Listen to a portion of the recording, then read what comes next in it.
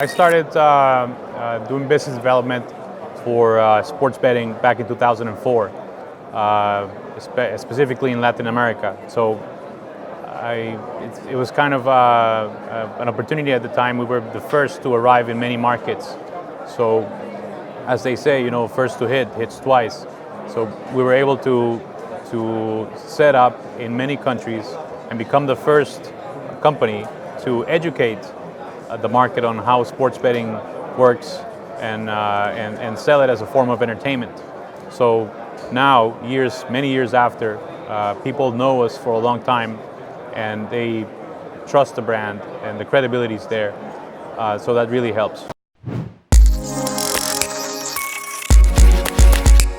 There's a lot of differences between Europe and LatAm. I would say that the first thing that comes to mind is the maturity of the market when it comes to the players, customers. Sports betting is still new and it's not widespread in any of the Latin American countries. So you're going to find a lot of people don't even know what sports betting is or how it works, and they are surprised when they hear from a friend who's involved in it. So that's one thing. Then the player value is also different. The expectation of what you can get out of a player in Latin America versus Europe are two different things. The culture differs as well on what sports they follow. Here in Europe you have, besides football, you have handball, basketball, and a plethora of other sports that people can watch on TV and follow. In Latin America, for the most part, football is king, and the second sport is very far down in the attention that it gets.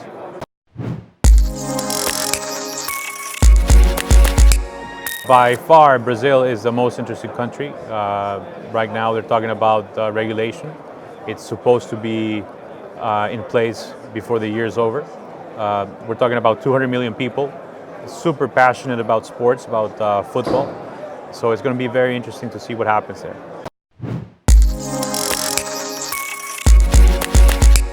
We've been recently looking for big sponsorship deals.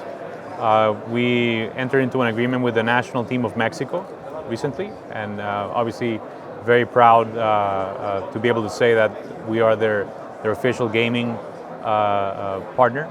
And what we expect from it is to get recognition and to position the brand as a local brand in Mexico, for the Mexican people to look at us not as a foreign company, but as a Mexican company. And then after